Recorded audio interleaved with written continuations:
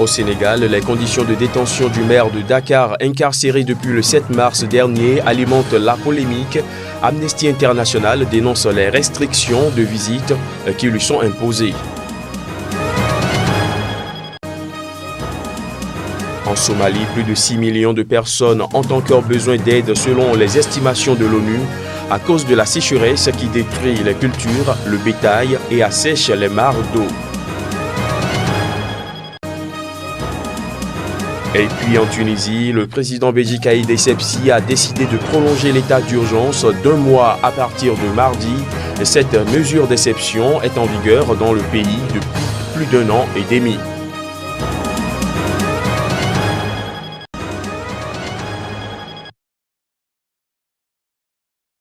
Incarcéré depuis le 7 mars 2017, les conditions de détention du maire de Dakar créent la polémique au Sénégal.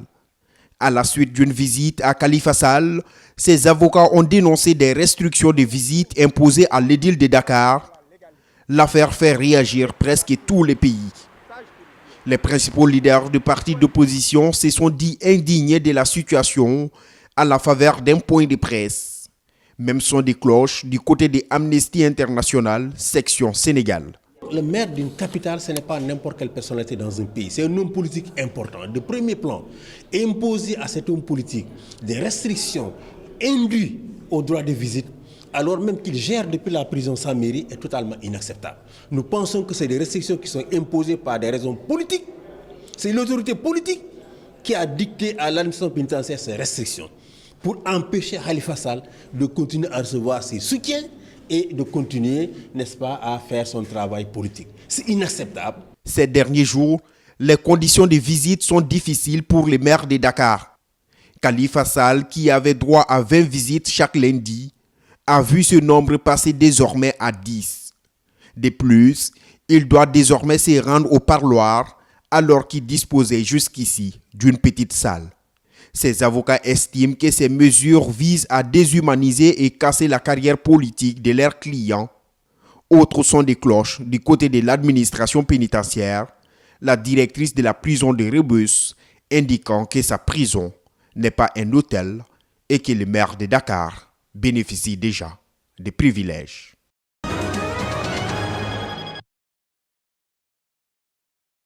À cause de la sécheresse qui menace le pays, plus de 6 millions de Somaliens ont encore besoin d'aide selon les estimations de l'ONU. Et pour cause, la sécheresse détruit les cultures, le bétail et assèche les mares d'eau. Mais grâce aux fortes pluies saisonnières qui ont débuté en avril, les agriculteurs pourront commencer leurs activités. La semaine dernière, l'ONU a lancé un appel de fonds de 900 milliards de dollars américains aux pays donateurs. Et cette action humanitaire rapide a évité à la Somalie, pays affecté par la sécheresse, d'être victime de famine jusqu'à présent. Pour rappel, la dernière famine en date en Somalie remonte à 2011 et selon le Programme alimentaire mondial PAM, cette crise avait tué au moins 260 000 personnes, dont la moitié composée d'enfants de moins de 5 ans.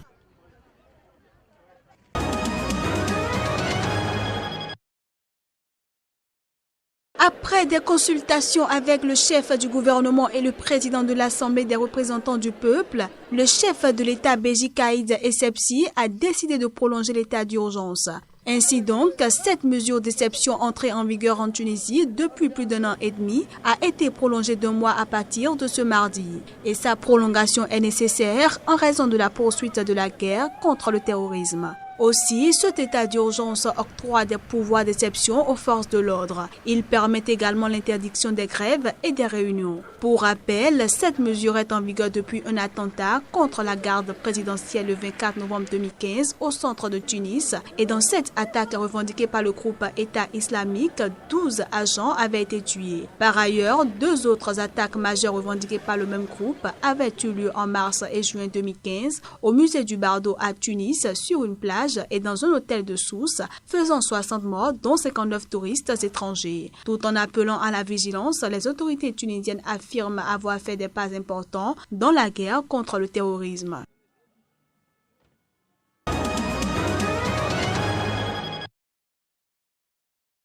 Un peu plus de 70% du territoire national échappe au contrôle des autorités issues des urnes. Depuis 3 ans, les groupes armés occupent des pans entiers de ce vaste territoire de 623 000 km², menant des activités lucratives à la frontière du Tchad, des 2 Soudans et de la République démocratique du Congo. Les ressortissants du Mbomou, de la Basse-Koto et de la Haute-Koto, résidant à Bangui, se sont réunis pour trouver des pistes de solution à ce problème. Moi, j'ai reçu des messages des ressortissants de cette région qui sont aux États-Unis, qui sont en France, qui sont au Canada, qui sont partout en Afrique et qui nous disent comment on peut d'abord concrètement aider nos femmes, nos hommes et nos jeunes qui souffrent. En effet, les différentes forces internationales déployées depuis 3 ans dans le pays ont du mal à venir à bout des bandes armées qui tuent, pillent, volent et violent impunément. On est en train de débattre sur des axes. Le premier axe, comment faire pour pousser le gouvernement et la MINUSCA à être robustes, à protéger cette région-là. Et le second axe, c'est sur l'humanitaire. Nos parents, nos populations sont dans des désarrois. Nous nous sommes retrouvés pour chercher des voies et moyens afin de leur faire parvenir aussi que ce soit de médicaments, un peu de moyens pour leur permettre de vivre. Lors d'une conférence de presse au siège de son parti, le président du Rassemblement pour la République, qui a pris ses distances avec la majorité présidentielle, a dénoncé l'absence de volonté politique du pouvoir. Après l'investiture du chef de l'État, on lui a dit, bon, nous avons un problème concernant nos forces de défense et de sécurité. Il y a 2 équations. Soit on fait confiance à nos forces de défense et de sécurité, soit on fait confiance aux forces internationales avec toutes les conséquences.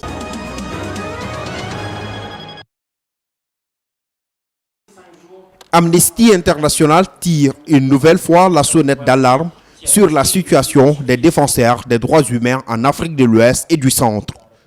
Dans les 2 régions, l'organisation estime que les défenseurs des droits humains, les journalistes et autres manifestants sont victimes de persécutions, de manœuvres d'intimidation et de violences. Une situation alarmante et inquiétante, Amnesty International a lancé à Dakar sa nouvelle campagne mondiale « Osons le courage » pour mettre un coup d'arrêt à la vague d'attaques contre les défenseurs des droits humains. C'est pour renforcer la protection de toutes ces personnes dans le monde que Amnesty a lancé cette campagne. Pour que dans chaque pays, des lois soient adoptées pour les protéger contre la violence, les protéger contre le dénigrement. Selon Amnesty, au moins 87 défenseurs des droits humains et 48 journalistes ont été arrêtés arbitrairement depuis 2014 en Afrique de l'Ouest. La situation en Mauritanie est plus préoccupante. L'organisation paie les pays en tableau noir où les attaques contre les défenseurs des droits humains ont atteint un niveau inquiétant. Constat confirmé par ces militants anti-esclavagistes d'IRA. Nous sommes persécutés en Mauritanie. Donc, les persécutions judiciaires, c'est-à-dire que nous sommes traduits en justice souvent, nous sommes emprisonnés, nous sommes torturés, nous sommes réprimés. Amnesty s'est également dit préoccupé par la situation des défenseurs des droits de l'homme dans d'autres pays, le Sénégal en exemple, où l'organisation estime que des dispositions napoléoniennes existent toujours dans le code pénal, punissant sévèrement les outrages aux chefs de l'État, ou encore l'existence de lois liberticides et vagues qui pourraient à l'avenir être utilisées contre des défenseurs des droits humains.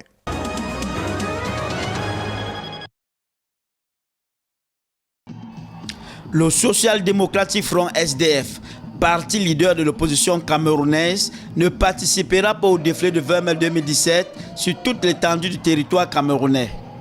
John Nifrundi, le leader de ce parti, a signé une circulaire interne dans ce sens. Écoutez, la position exacte a été définie par le président national du parti. Dans une note interne, il a demandé à toutes les structures du parti de ne pas célébrer le 20 mai. En boycottant cette fête nationale, le SDF compte dénoncer ce que son leader décrit comme étant l'inertie du gouvernement dans la résolution de la crise anglophone. La situation sociopolitique du pays ne permet pas une célébration de cette unité nationale. Au moment où la moitié des élèves et étudiants camerounais s'acheminent vers une année blanche, au moment où des leaders de divers syndicats sont en prison parce qu'ils ont voulu contribuer à l'amélioration de leur quotidien. En rappel, le principal parti de l'opposition devient coutumier des appels au boycott. En 2009, le SDF avait annoncé le boycott du défilé du 20 mai et l'élection présidentielle de 2011 et avait fait volte-face.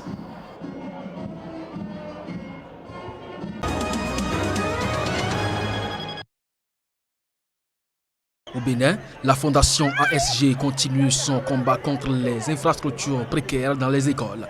Dans le département de l'Atlantique, c'est le collège d'enseignement général de Tambo-Djevier dans la commune de Zé qui intègre le cercle des amis de la fondation Adjavon-Sébastien Germain.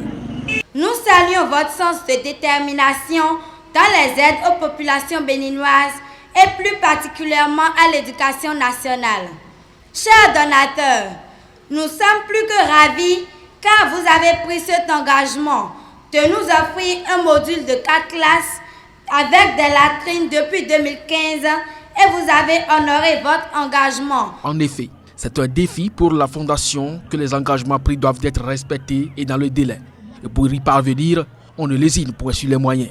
Cet espace qui, il y a quelques mois, était rempli de mauvaises herbes, est aujourd'hui occupé par ce beau bâtiment qui fait la fierté de ce collège. La Fondation a investi 27 084 435 francs CFA pour le module de 4 salles de classe équipées en 120 tables bancs et le bloc de latrine à 4 cabines. Voilà une œuvre qui mérite d'être soutenue. Et de la part des apprenants, elle entend reconnaissance, donc le travail. Je vais inviter les élèves à se mettre au travail. Parce que ce que Sébastien Adjavon attend de vous, c'est le travail bien fait. Parce que lui n'est pas un paresseux. Il est un boxeur. Il attend de vous. Nous attendons que le CG Tambo-Djevier soit le premier au BPC pour le BPC 2017. Par ces temps de pluie, la Fondation Adjavon-Sébastien Germain, en partenariat avec l'association Michel Gestin pour l'enfance, a offert, outre les classeurs et ballons, des parapluies aux apprenants, de quoi assurer la présence effective en salle de cours, même en cas d'intempéries.